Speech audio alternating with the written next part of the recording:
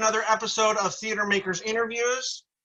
This week, my guest is actress and director Rhonda Stenzinger. How are you doing? Great, thanks for having me. Great. So we'll start with the beginning. What was your first theatrical experience? Well, you know how a lot of singers start in church, or that's where I started, was in church. Little, we always had Christmas programs, always an angel. And then I've had a few experiences where it just got a little deeper. In third grade, I had Mrs. Owen, who is Dale Owen's wife, who does a lot of our sound for all of us. And she would put on a circus every year, and I still have the album. And this is what it was. Wow. On there, yeah, Rhonda Woolard's on there somewhere. And she gave out parts to everyone in the class. And she gave me 2 parts. Like everyone basically lip sing to a song. I was Lion Tamer in one song, and then the other one is What I Want to Be When I Grow Up. I just remember thinking, ooh, does this mean that I'm good at this? Because I was so shy. I just wasn't very outgoing and just shy and didn't talk a lot in class. And so for her to give me those, that gave me a boost of confidence. Right. That I, didn't know that I would be good at something like that. And at the same time, my grandma was a huge Lawrence Welk fan. Okay. And so, Sunday nights or whenever I would go to her house or she'd come up here, she lived in Southern Illinois, she always had it on and she would say, Rhonda, someday I want you to be on this show. And so, I was always dancing around with it on. And she died, I don't know, probably like 8 years ago. My years, I get all mixed up. But one of the things she left to me was this album when I was a kid that I would dance around to. And she put on there, this is for Rhonda. And that was one of the songs she would play on her big stereo. And she just, I'd never actually seen that musical. And it's never played anywhere that I know of. But not really. But that's just like another piece. Like there's all these little pieces that eventually brought me to the theater. In high school, I did still a lot of musicals at church. Our teen leaders at the time, Jerry and Paula Gates, would have Christmas programs. It wasn't until I had 2 children at the time, Casey and Caleb, in my early 30s, and Music Man, 25 years ago, was coming out for auditions for KVTA. And the kids were at an age where I thought maybe Caleb would want to go out with me, and Casey was busy with soccer. And so we both went out together, and then we both made it. And really that started our big love with KVTA and bigger theater. Yeah. Really. So you've kind of answered this, but what is it that made you fall in love with performing? With performing, I just, besides the bonds of the people, meeting new people, I was a stay-at-home mom for a long time. And so you become a little bit in a bubble. New friends, but there is nothing like, I love to dance. And there's just not a lot of places where you dance except at a wedding. And right. When you learn choreography and you nail it or almost nail it, and the applause comes, I don't know, there's just this feeling that I love, and that's it. Okay. So some questions for you as a director. What was your very first directing job? Well, like I talked about with church, my husband and I were teen leaders. We always did Christmas plays. I was asking him, like, what was our first one? What's the name of it? They weren't names that you've ever heard of. And right. Do a different one the next year. So it was at church. And one of the times, musical that we produced, you were in it, Tyler. You were in a few of ours, I believe. Yeah. But they were fun. Church ones we would take on the road. We'd go to an amusement park and a few churches. And so one of them we were talking about is when it was set in the 50s, and always on the last performance, sometimes things would happen that you're just not sure was going to happen. The kids would, they were getting so comfortable, they're going to try something new on me. And so there was a teenager who came out who totally changed outfits from the 50s to the 70s. And I have a picture of that. And you'll notice the people's faces that were standing, let's see, there he is. Yeah. So Tyler. Yep. There's my son Caleb. There's Courtney Castile. Yeah. All these theater, people. But yes, Tyler came out in the 70s outfit for the applause at the end. And so, just some fun memories. We loved doing those things. It wasn't until later on our church has always done musicals, but then we decided our church was going to do bigger. They're called Christian Broadway style musicals. Mm-hmm. And we really did, we'd do 5 performances, have huge sets, and just take it to another level. Yeah. And then doing that, it got me, and being a part of KVTA, I was just always an apprentice, I would say. I would learn by being and watching other directors. And I learned a lot from like Mr. Wayne and Paula and Marcia Hill and just little bits from everyone. And doing what I do today, which sometimes I don't have the confidence that I would like because I don't have the degree in it, but I'm an apprentice and I've learned from all these other people and from my church folks. But I love it, but I still get nervous directing everything. And my first one I directed for KVTA was Footloose. And I remember, it's like a baby. You're in labor for 9 months, basically. And then when it's birth and opening night is when you finally, okay, they do like this, or they clapped, or they don't. So I remember thinking at the end of that, and I think the show still came out good, but I thought, you know what? I don't know that I really know what I'm doing. And so I started taking some classes in Chicago on acting. And but a lot of times those classes were like, okay, you've got too much theater and you need to calm it down a little because they were acting coaches, but they weren't always theater coaches. So, right. So I've tried to learn a lot through the years, through apprentice and through other people, and I'm constantly learning. So, but Footloose was my first KVTA one. So the first time either going into that first show that you did at church or Footloose or either of those first 2 big ones, what scared you the most about going into them? Well, for KVTA, the budget would be $30,000 for a show. It's like, oh my gosh, like this weight on your shoulder, like what if you make any money because you're directing? Right. When it's at church, it's like the budget was anywhere between $1,000 to $5,000. But, and I was just like, oh, I hope everyone shows up on opening night. Right. And sometimes at church, you really let anyone who wants to be in it, but you still give, we all have auditions for the lead roles. And so there was one time where we had 85 people in this, and I'm like, oh my gosh, I've got to get a handle on this, Yeah. But it's more about the audience and making sure that it's not always my fault if it doesn't make money, but at the same time, you put a lot on your shoulders. Yeah. For the amount of what it costs. Absolutely. What did you learn the most from those first times as a director? I think you're constantly learning with each show. And I felt like I needed to prove myself that I could do this, and which adds more pressure because I didn't have that degree.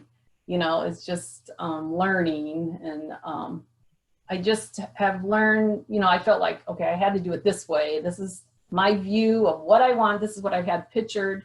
And so now I let more people influence the show instead of, even though I'm very detailed. I remember Eric Penrod said to me once, okay, I know, because he's been my pit director quite a few times. And he said, if it's a Rhonda show, you better chew Wrigley gum because this is set in the 60s and she's going to want every detail. So I'm still a detail kind of person, but I let other people influence me more with their ideas. Even though there are times where I'm like, I just said yes because I felt bad for that person. I put that in there and I don't really like it. Yeah.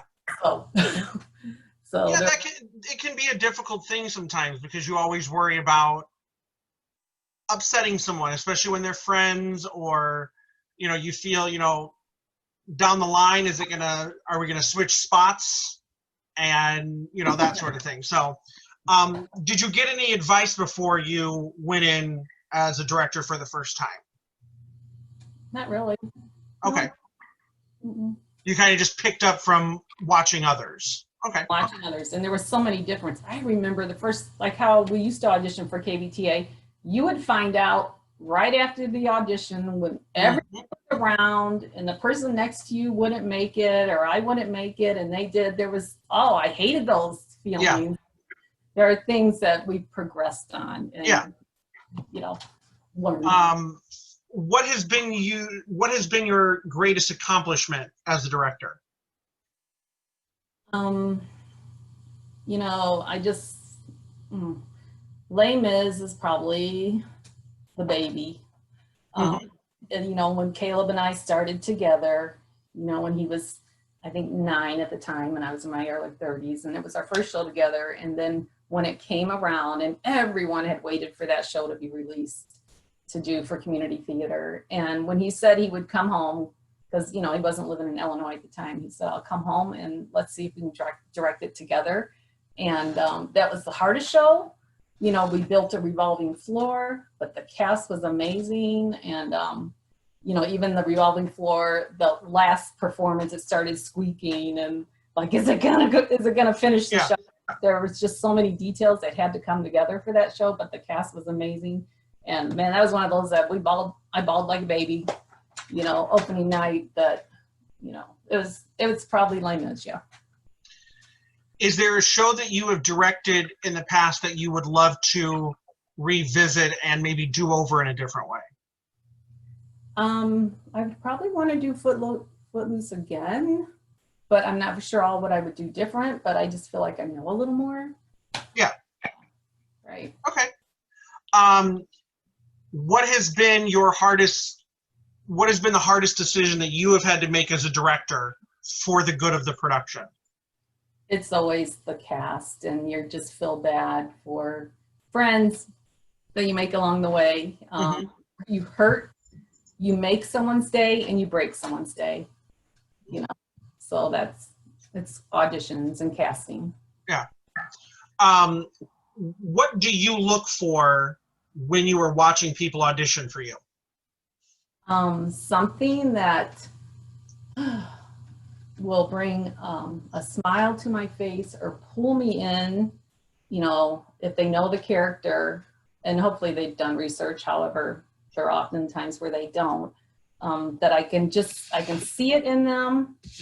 And I just want them to pull me in, whether they do it right or wrong, just that I see something in them that's like, oh yeah, good in this show, whether they're the comedy or, just another piece to it. But auditions are horrible for me.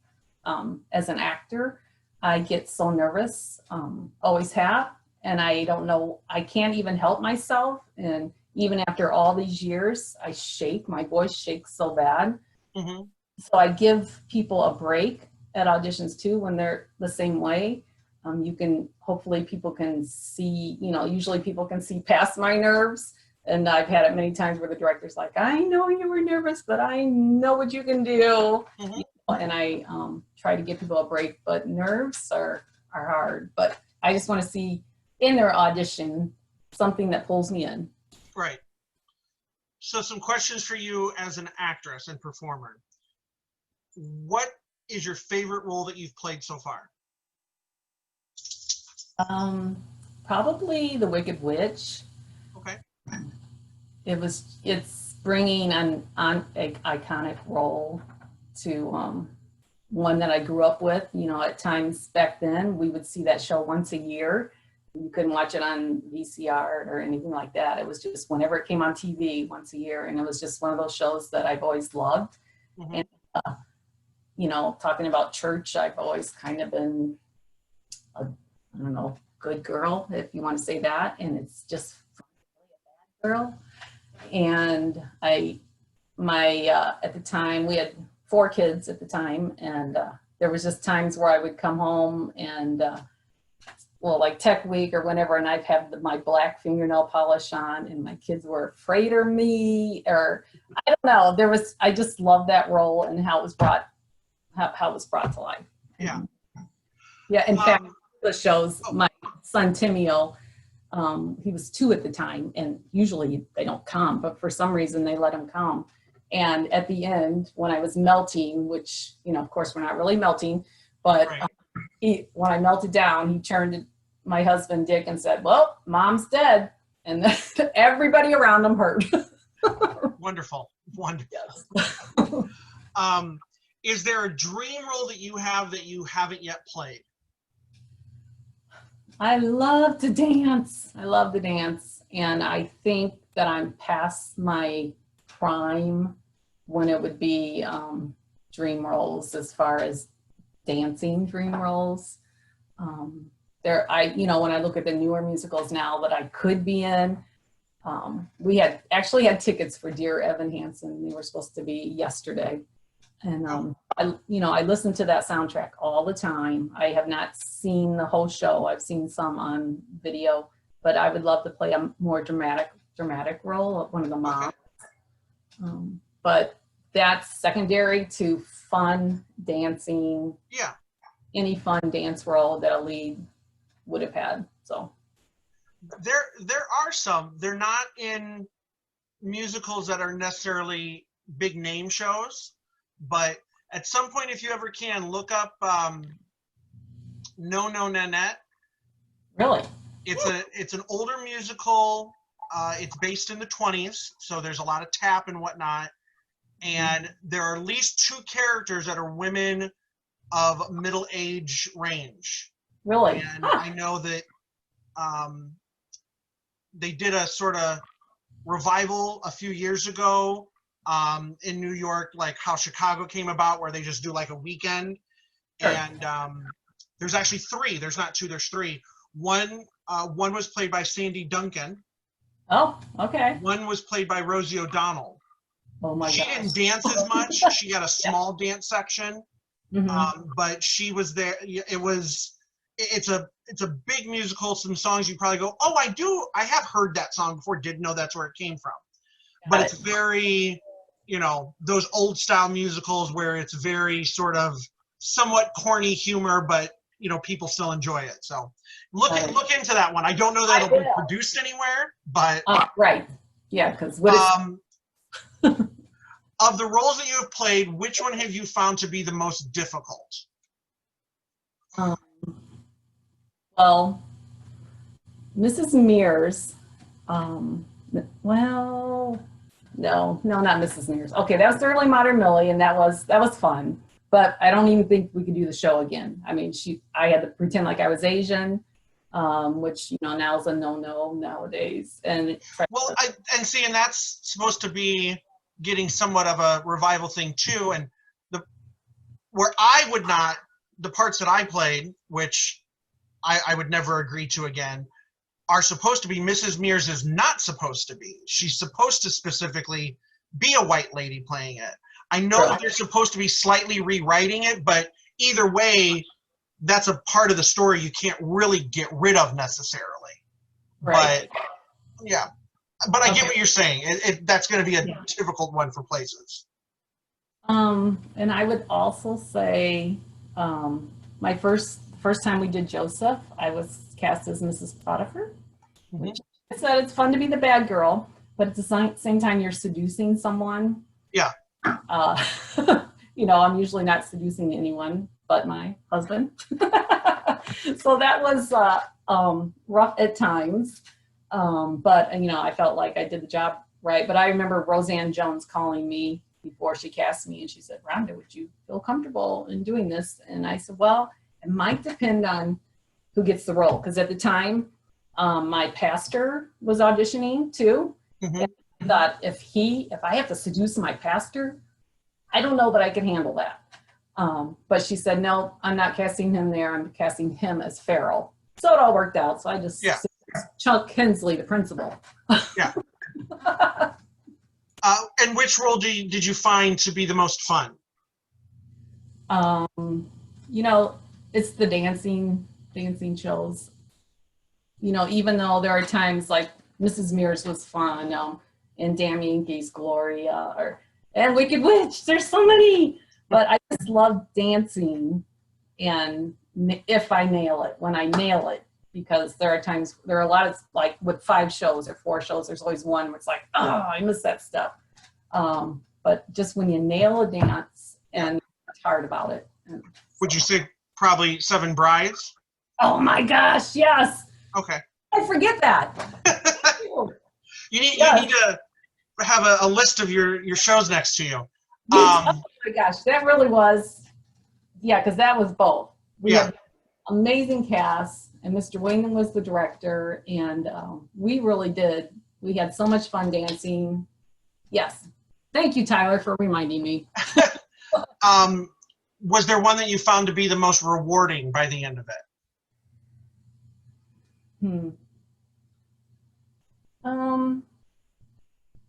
If I could just remember my lines, it was always rewarding. Okay.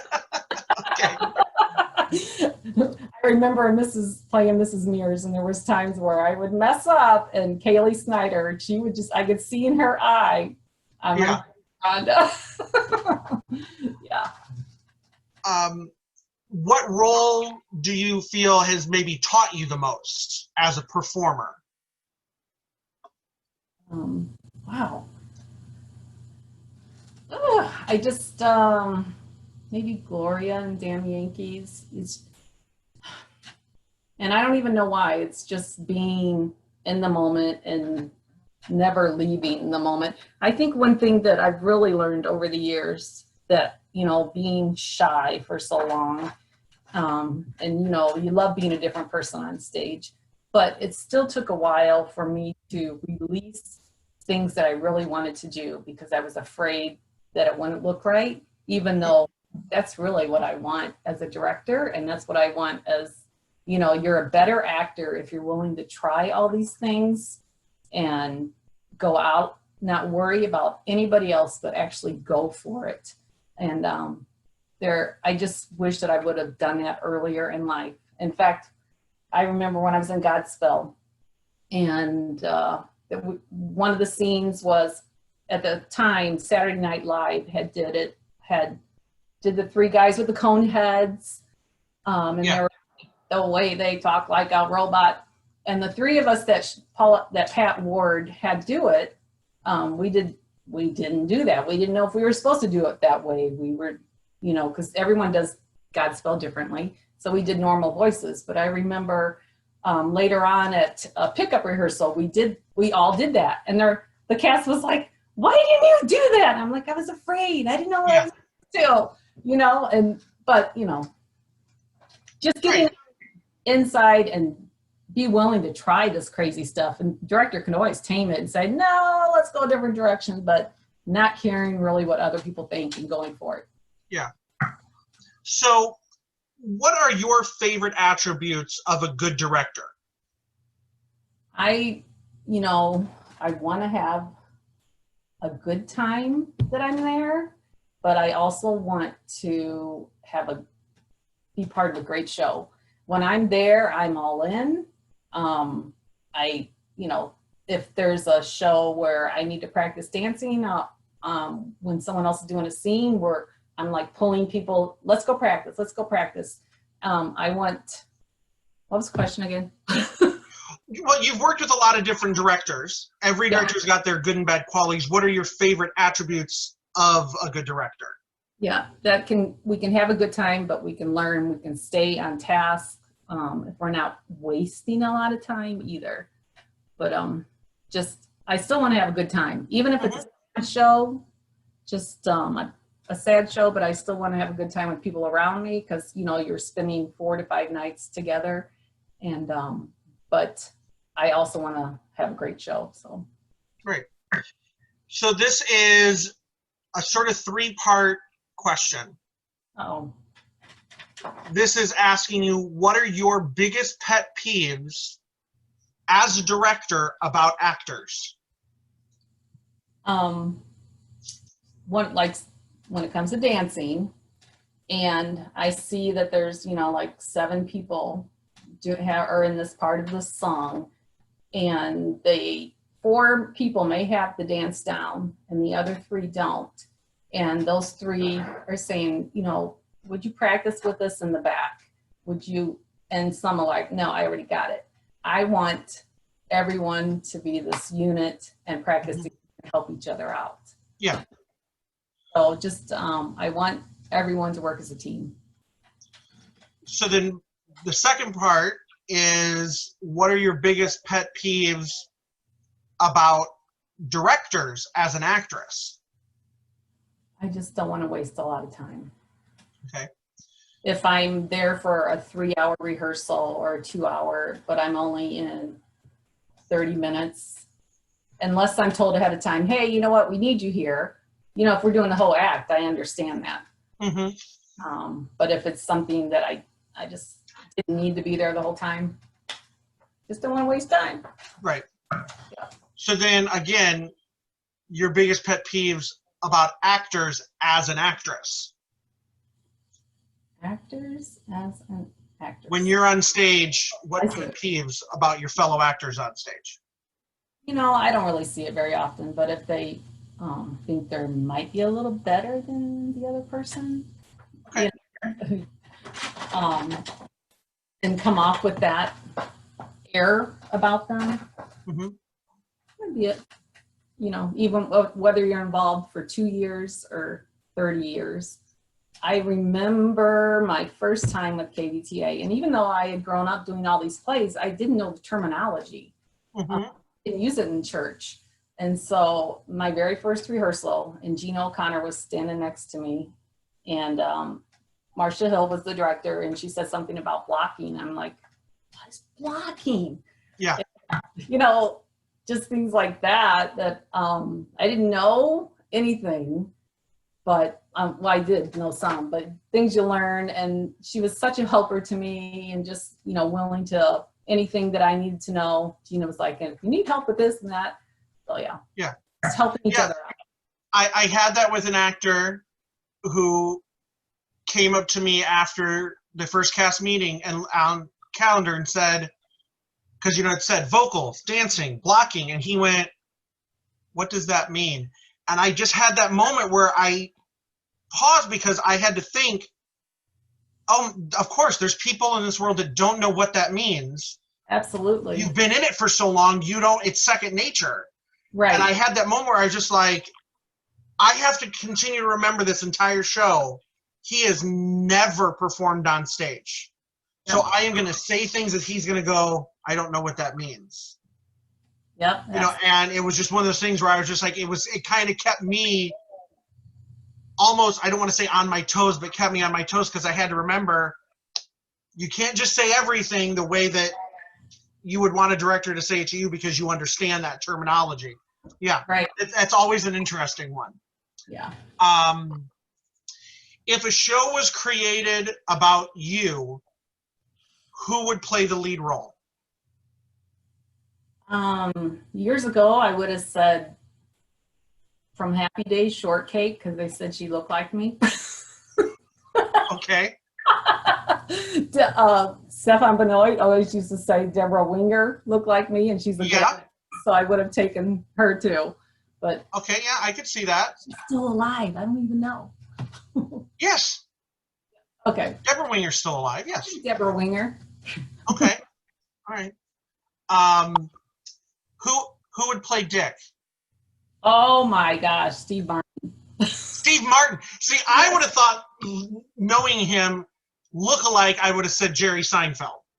Oh yeah, that too. You're right. I can see that. People have said that. Yes. Yeah. His humor is very Steve Martin, but he looks like Jerry Seinfeld. What has been your approach to learning lines in a show? Oh wow. So at nighttime, with my husband next to me, I have my script and I copy one for him, and it's back and forth with him. I learn more at night, where I can sleep on it. Or if he's not there, if it's tax season and he's working, I'll have my piece of paper and just like put it over the script, and it's constant. I'm one of those people that have my script backstage, and I don't know why. I'll know my lines, but I never feel confident. So it's constant. So what you're saying is if something ever happens to you in the middle of a show, Dick is your understudy. Yes, he knows my lines before I do. Okay, all right. Just so everybody knows that watches this, in case something happens, he has you no need rhythm, to make sure that her costumes fit her husband as well. and he can't sing, and he has no rhythm. Do you have any pre-performance rituals? No, not really. No, I don't. I constantly say I can do all things through Christ who strengthens me. I can do all things, like, I just got to get it in my mind. But, yeah. I think that would count. Yeah. I think if there's something you feel like you have to do before you go out, yeah, I think that counts as sort of a ritual, so to speak, that you have to do. Yeah. If you had a magic wand to end all of this stuff with the pandemic, what show would you like to start rehearsals on? Well, I was supposed to be directing. Well, no, I was supposed to be a Music Man. Yes. Mayor's Wife. Yes. However, we'll have to audition for that. But that was a cool thing because it was exactly 25 years between the first time I had auditioned for Music Man and the first time I was in ensemble. And so this time to be the mayor's wife and to do it exactly 25 years later, I was excited about that. So it would be fun to be back in that again. But I was also getting ready to direct Guys and Dolls, which is another great show. So either one to do. In your opinion, what makes a good play or a good musical? I don't want 3 slow songs in a row that drive pain, because I know how, as an audience member, I'm like, oh my gosh, that it drags a little, and I know a lot of the older shows do that. I want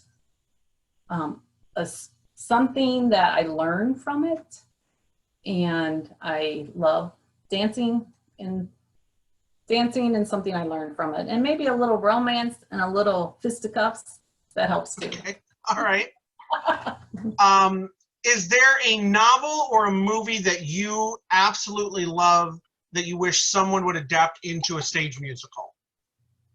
Well, I just found out, because I love Pride and Prejudice, and I just found out they made the musical of it, and I haven't seen it yet. And I think it went somewhere, and they're going to streamline it on demand pretty quick. I haven't seen it. I haven't heard any reviews about it, but I love Pride and Prejudice. Okay. Have you heard of Pride and Prejudice and Zombies? The movie? No, a novel. Someone rewrote Pride and Prejudice, but added a second layer story about zombies. I thought it was the TV show that it was on, but maybe they did, but I know that there's a book version of it. Yeah, I think they made a show too, but I just couldn't go there. Yes. Okay. Is there anyone that you love that hasn't been turned into one that you would love to see?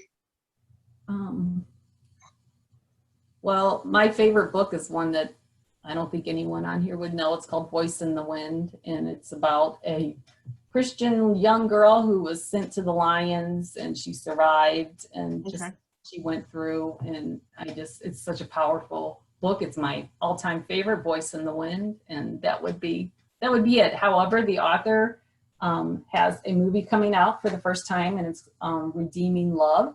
And so when I saw that on Facebook, I messaged right away and said, if you're doing Redeeming Love, please do Voice in the Wind. So hopefully it will happen. So you mentioned that you prefer a show that maybe teaches you something. Are there certain types of stories that inspire you as far as either being as an actress, as a director, that those kind of pull you in? Like in Les Mis, when the priest gives Jean Valjean the candlesticks and the silverware, and it's that grace thing that we can still learn from and do today. Over the years, I've learned a lot more grace. I grew up maybe a little more legalistic, and I've certainly come a long ways from there. And sometimes shows teach you that, and things that have a spiritual undertone that you can relate to, and you can go and live it out afterwards. Okay. So in the parts that you played, you've mentioned you played some villains, Yes. Wicked Witch, Mrs. Meers. Mhm. Oh, one just came to my. There was another one that you already said, Mrs. Potiphar. Yeah. You also had some characters that would be a little more. I wouldn't necessarily say the heroes, but not necessarily the villains. Okay. Of those parts that you've played that have been on both sides, which one do you prefer to play, and which one is more fun to play? Only the bad girl. I would love to play the Wicked Witch again. I don't know. Yeah. And well, I'll never play Potiphar again unless it's the grandma version. But Joseph Sr.? yes. I love that show too, Joseph. What a great story. Yes. Okay. Yep, the bad girl. Have there been any big onstage flubs from over the years that maybe weren't funny at the time, but now you look back and laugh and, kind of, has changed your opinion on it?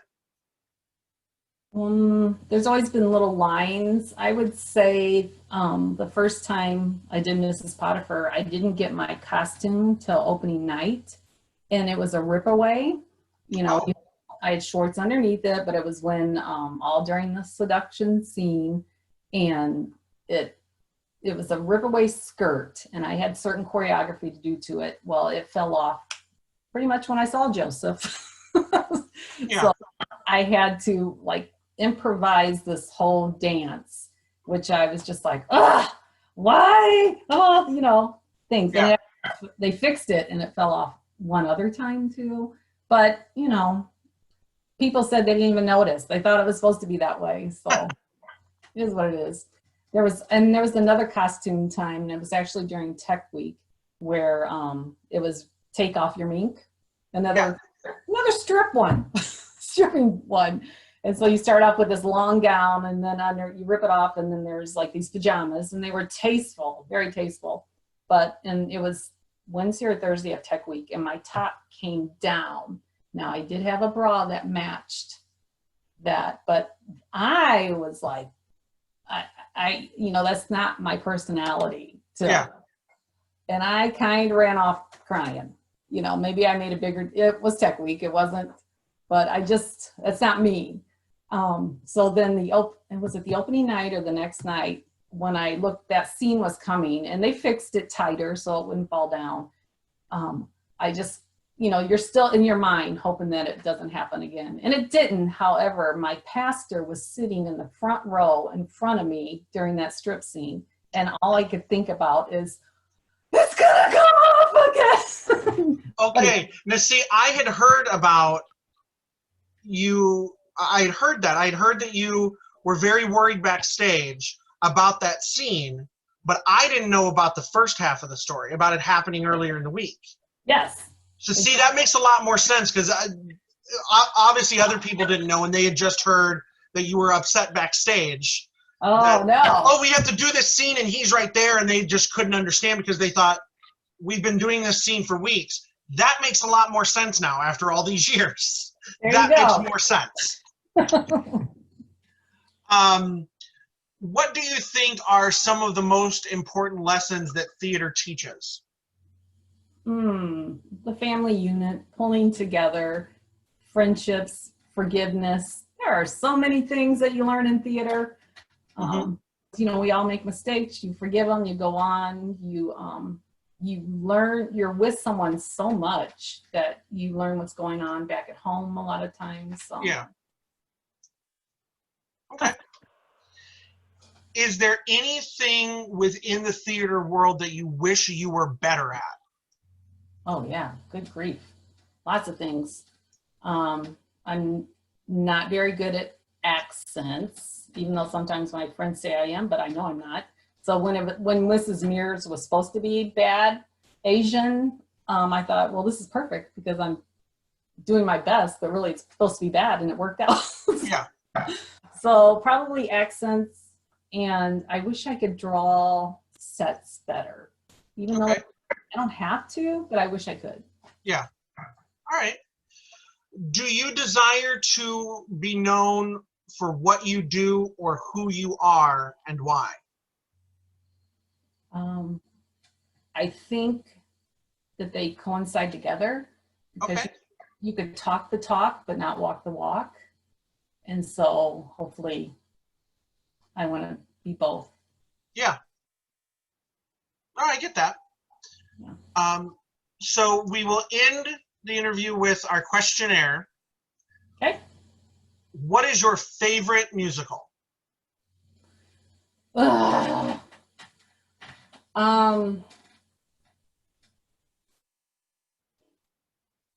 okay. Well, okay. I'm going to have to go with growing up as a kid with Wizard of Oz, even though there are different times in my life. When I was a kid, Wizard of Oz. In high school, it was Seven Brides or Seven Brothers. I remember the first time I saw Les Mis, and I was just, what is that? I didn't even understand the story all the way, but it just blew me away. And I love Joseph and the Amazing Technicolor Dreamcoat. I love Hairspray. There's too many, but I'm going to go with Wizard of Oz. Okay. What is your least favorite musical? Yikes. There are some of those classics that are way too long. Maybe Carousel. Okay. Yeah. Okay. All right. What is your favorite word? Right now, it would be when my grandkids call me Mimi. Mimi. Okay. Mm-hmm. Your least favorite word? I would say. And if it's one you can't say, say it's one you can't say. Well, it's kind of with it, and it's when God's name is in vain. And Okay. And so right. God, but in a bad way. Right. What sound or noise do you love? Oh, wow. The voices of babies and children laughing. What sound or noise do you hate? Well, as a mother, whining. Okay. What profession, and we will include actress, director, anything you've done over the years, what profession other than your own would you love to attempt? I don't know that I want to do it, but I would like to try it maybe as an event planner. Okay. But sometimes I feel like when you're directing a show, that's kind of an event. Yeah. Yeah. Is there a profession that you would not like to do? Undertaker. Okay. The final question we have, and it's worded this way for a reason. If an afterlife exists, what would you like to hear when you get there? Well done. Now the dancing corner's over there. All right. All right. Well, thank you very much for joining me this week. I hope that it brought a little bit of theater into your life for the week and for the time being. I hope everyone enjoyed some of Rhonda's stories, insights into some of these questions, and everybody join us again next week and stay safe. Thanks, Tyler. It's been fun watching you grow up in the theater. Thank you. Yeah. All right. Thanks.